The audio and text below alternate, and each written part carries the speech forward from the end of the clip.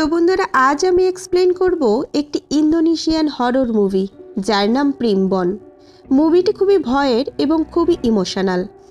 আপনাদের এই মুভিটা অনেক ভালো লাগবে এবং আপনারা কমেন্ট করে জানাবেন যে আপনাদের ইন্দোনেশিয়ান মুভি বেশি ভালো লাগে নাকি আমেরিকান হরর মুভি, আর আপনাদের ফেভারিট হরর মুভি কোনটি সেটাও কমেন্ট সেকশনে জানাবেন। তাহলে চলুন কথা না বাড়িয়ে মুভির দিকে যাওয়া যাক। কাহিনী শুরু হয় রানা নামের একটি মেয়েকে দেখিয়ে, যে কিনা তার মায়ের বার্থডের জন্য একটা ভিডিও ক্লিপ তৈরি করছিল। আমরা দেখি যে সে তার মা বাবার কাছ থেকে জঙ্গলের ভেতরে যাওয়ার জন্য পারমিশন নিচ্ছে, যাতে সে জঙ্গলের ভেতরে যেতে পারে, এবং বাকি ভিডিও ক্লিপ সে তার ফ্রেন্ড জানুর সাথে ফরেস্টের মধ্যে শ্যুট করছিল।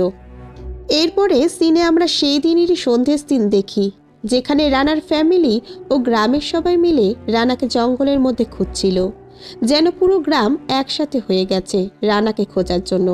কারণ রানা নিখোঁজ ছিল এবং তার ফ্রেন্ড জানুকে সবাই খুঁজে পায়, কিন্তু রানাকে খুঁজে পাওয়া যায়নি। এর জন্য রানার বাড়ির সবাই সিদ্ধান্ত নেয় যে রানা এখন মারা গিয়েছে।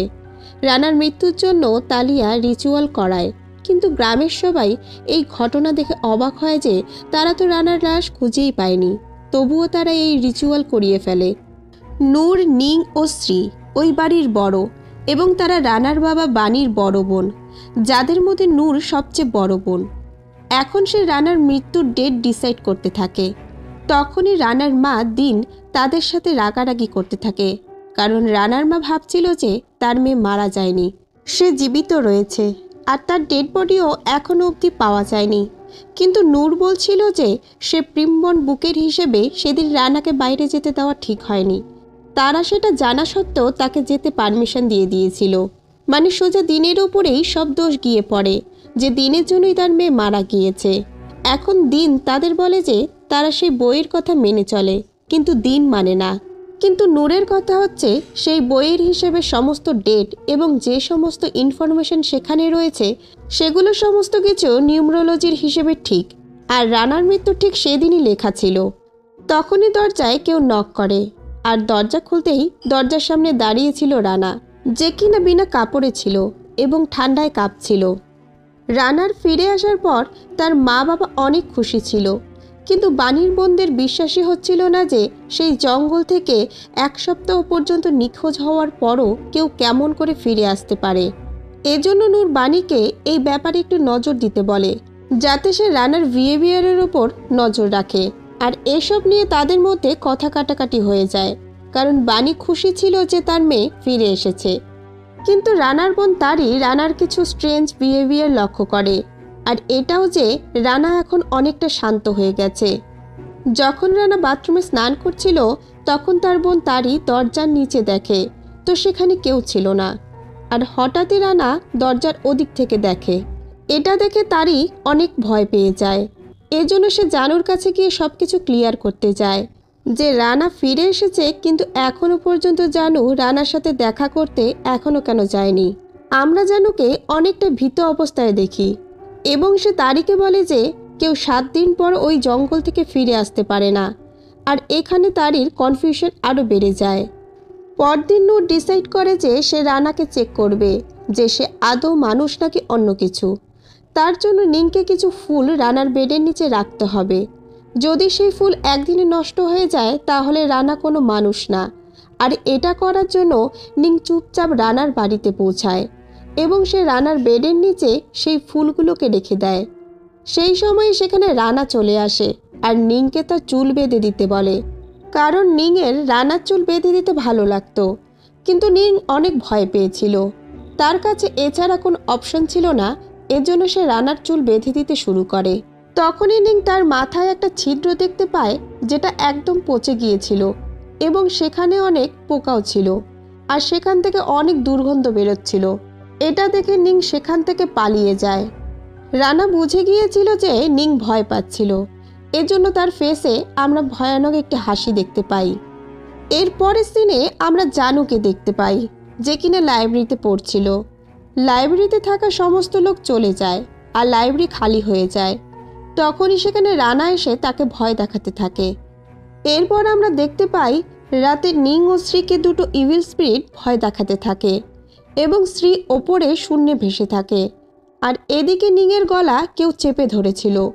নূর নিংকে ছাড়াতে আসে, কিন্তু আমরা দেখি যে আয়নাতে নূরের ছায়া সেখানেই বসে থাকে।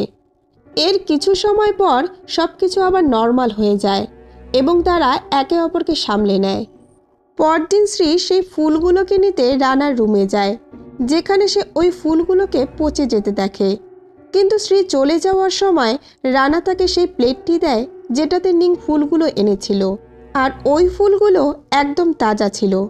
এটা দেখে শ্রী আশ্চর্য হয়ে যায় এবং সে প্লেট নিয়ে বাইরে চলে যায়। সে রাস্তাতে দেখতে পায় সমস্ত ফুল নষ্ট হয়ে গিয়েছিল, আর এই সমস্ত ক্লু একদিকেই যাচ্ছিল যে রানা আসলে রানা নয়, এবং এই কথাটা নূর, নিং, স্ত্রী, বাণীদের বোঝানোর চেষ্টা করে। দিন সব সময় একটাই শপ থেকে জিনিসপত্র কিনত, কিন্তু পরদিন যখন সে ওই শপ থেকে জিনিসপত্র কিনতে যায় তখন গ্রামের সবাই তাকে বোঝায় যে আবার ফিরে এসেছে সেটা তার মেয়ে নাকি অন্য কেউ। কিন্তু দিন তাদের সাথে ঝগড়া শুরু করে, কারণ সে বিশ্বাস করত যে সেটা তার মেয়ে। কারণ একজন মা কী করে মেনে নিতে পারে যে তার মেয়ে মারা গিয়েছে। বানিও চাইছিল যে রানাকে একজন ডক্টর চেক করুক, কিন্তু ডক্টর যখন রানাকে চেক করছিল তখন রানার পালস ও হার্টবিট শোনা যাচ্ছিল না। তখনই ডাক্তার রানার মুখে অনেক পোকা দেখতে পায়, যেটা দেখে সে ভয় পেয়ে যায় এবং সে বাথরুমে চলে যায়। সেখানে সে রানাকে দেখতে পায়, কিন্তু যখন সে বাইরে আসে তখন সে রানাকে তার মায়ের কাছে বসে থাকতেই দেখে। এটা দেখে ডক্টর তাড়াহুড়োতে এটা বলে চলে যায় যে রানা একদম ঠিক আছে। এত কিছু হওয়ার পর নূর আবারও তাদের বাড়িতে আসে এবং আবারও তাদের বোঝায় যে সে রানা নয়, বরং কোনো ইভিল স্পিরিট। শুধু এটাই না, সে ছাড়াও এখানে আরও ইভিল স্পিরিট রয়েছে এবং এই ইভিল স্পিরিট অন্য আরও ইভিল স্পিরিটকে অ্যাট্রাক্ট করছে। এজন্য বাকি ইভিল স্পিরিটগুলো এখানে আসতে চলেছে। কিন্তু দিন কোনো কিছুতে মানতে রাজি ছিল না, এজন্য সে নূরকে অনেক খারাপ কথা বলতে থাকে। এরপর আমরা দেখি যে তারই জানুকে ধরে ফেলে আর তার কাছে সে সব কিছু জিজ্ঞেস করে। তখন জানু তাকে বলে সে অনেক দিন ধরে খুবই ডিস্টার্বড হয়ে আছে, কারণ সে যেখানেই যায় রানা তাকে ভয় দেখাতে থাকে, আর রানা যদি মারা গিয়ে থাকে তার জন্য সে দায়ী। জানু তাকে বলে যে জঙ্গলে নিখোঁজ হয়ে যাওয়া লোকগুলোর মধ্যে শুধু 10%ই বাড়িতে ফিরে আসে, এজন্য হয়তো রানার লাশ এখনও জঙ্গলের মধ্যেই রয়েছে। শনিবার দিন যেই জন্ম হয় সে অভিশপ্ত হয় এবং দিন শনিবার দিনই জন্ম ছিল। আর প্রিমবনের হিসেবে রানাকে সেদিন বাইরে যেতে দেওয়া উচিত হয়নি। এখন যা কিছু ঘটছে সেগুলো এখন সবার সামনে। এখন তারই বুঝে যায় যে রানা মারা গেছে, আর যে তাদের বাড়িতে আছে সেটা আসলে অন্য কিছু। এটা শুনে তারই নিজেকে সামলাতে না পেরে কান্না করতে থাকে। সে তার বোনের সাথে কাটানো মুহূর্তগুলো মনে করতে থাকে। যে বোনের সাথে সে ছোটবেলা থেকে বড় হয়েছে সে এখন মারা গেছে। আর এদিকে দিন বুঝতেই চাইছিল না যে রানা মারা গিয়েছে, এবং রানাও চুপচাপ তার পরিবারের সাথেই থাকছিল। সে তাদেরকেই ভয় দেখাতে থাকে যারা তার সত্যিটা সকলের সামনে আনতে চাইছে, যাতে সে তার ফ্যামিলির সাথে থাকতে পারে। নূরের মতে রানা একটা আত্মা, আর সে মানুষের সাথে থাকতে পারে না। এজন্য সে রানার ক্লিনজিং রিচুয়াল করতে চাইছিল, কারণ দিনের বাড়িতে রানা আসার পর তার মা মারা গিয়েছিল এবং সে আর কারো সাথে এমন কিছু হতে দিতে চায় না। অনেক বোঝানোর পর নিং ও শ্রীও রেডি হয়ে যায়, কিন্তু এবারও তাদের মধ্যে তর্ক বিতর্ক শুরু হয়ে যায়। বন্ধুরা, শ্রীর ছেলে বাকু সেই জঙ্গলে গিয়েছিল, কিন্তু সে আর কখনো ফিরে আসেনি, কারণ তারা তখন প্রিমবন বুকের থেকে সায়েন্সে বেশি বিশ্বাস করেছিল। এখন এটা একটা রিজন ছিল যে শ্রী সত্যিটা জানতে চাইছিল যে রানা আসলে কি। আর তখনই সেখানে রানা চলে আসে, যে তাদেরকে কিছু জিনিস দিতে এসেছিল যেগুলো দিন পাঠিয়েছিল। রানা আগে থেকেই জানতো যে তারা ক্লিনজিং রিচুয়াল করতে যাচ্ছে, এজন্য সে নূর, নিং ও শ্রীকে রিচুয়াল করার জন্য হ্যাঁ করে দেয়, যেটাতে তারা জেনে যাবে যে রানা একটা মানুষ নাকি অন্য কিছু। রানা এমনটা করতে চায় না, কিন্তু তার কাছে এছাড়া আর কোনো রাস্তা ছিল না। রাতে রানা বাড়িতে চলে আসার পর তারা তিনজনও রানার পেছন পেছন চলে আসে এবং তারা দিনকে ফোর্স করছিল যে তার মেয়ের ক্লিনজিং রিচুয়াল করানোর জন্য। ক্লিনজিং রিচুয়াল না তো দিন এমনটা করতে চাইছিল আর না তো বাণী। তারা তিনজন দিনকে অভিশপ্ত বলে, কারণ বন্ধুরা, বাণী ও দিনের লাভ ম্যারেজ হয়েছিল এবং যেই দিনে দিন জন্মেছিল ওই দিনের তারিখ অভিশপ্ত তারিখ ছিল, আর ওই দিনই বাণীর মায়ের মৃত্যু হয়েছিল। এজন্য বাণীর ফ্যামিলি দিনকে কখনো একসেপ্ট করেনি। তাদের কথা ছিল দিনের জন্য এই বিপদ তাদের বাড়িতে এসেছে।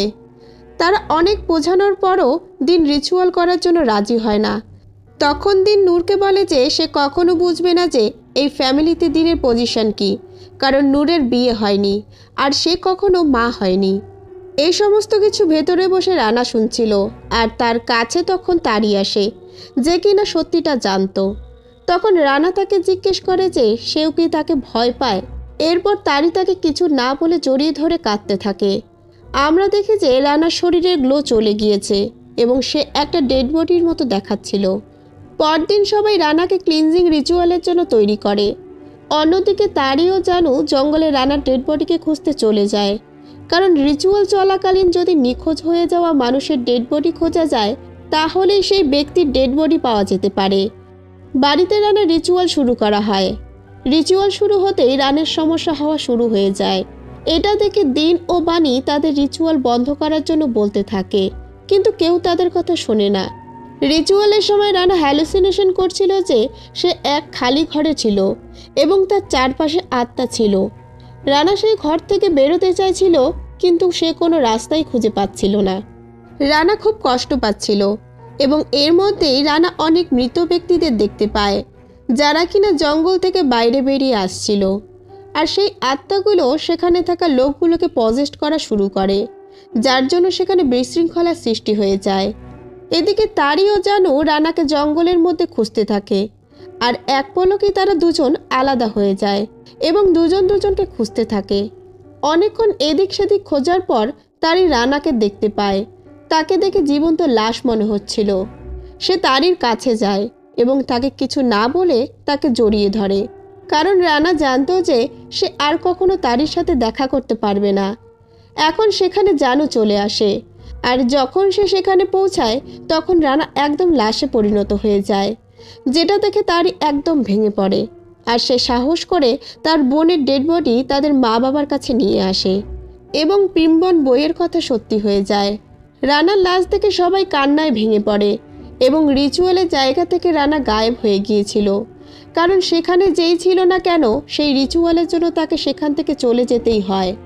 আর এখন না চাইতেও দিনকে এই সত্যির সামনাসামনি হতে হয়, যেটাকে দিন শুরু থেকে মানতে চাইছিল না, যে তার মেয়ে মারা গেছে। রানার লাশ দেখে বাণী, দিন, নূর, নিং ও শ্রী সবাই খুবই ভেঙে পড়েছিল। এক মা তার মেয়েকে হারিয়ে ফেলেছিল, যাকে দিন সেদিন আটকাতে পারত। আর এই হারানোর অনুভূতি নিয়ে এই মুভিটা এখানেই শেষ হয়ে যায়। তো বন্ধুরা, এখন আপনারা ভাবছেন যে জঙ্গল থেকে যে ফিরে এসেছে সে রানা ছিল নাকি না। তো এই মুভিতে এমনটা কিছু বলা হয়নি যে সেই আত্মার উদ্দেশ্য কী ছিল, আর না তো প্রিমবন বুকের কোনো কাহিনী বলা হয়েছিল।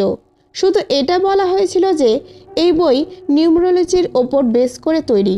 তো এই মুভিটা শুধু একটা হরর মুভি বললে ভুল হবে, কারণ এই মুভিতে অনেক ইমোশন রয়েছে। তো বন্ধুরা, এই মুভিটা কেমন লাগলো অবশ্যই কিন্তু কমেন্ট করে জানাবেন। আর যারা যারা আমার চ্যানেলটিকে এখনও পর্যন্ত সাবস্ক্রাইব করেননি তারা অবশ্যই সাবস্ক্রাইব করে রাখবেন। দেখা হচ্ছে নেক্সট মুভি নিয়ে। সবাই ভালো থাকবেন।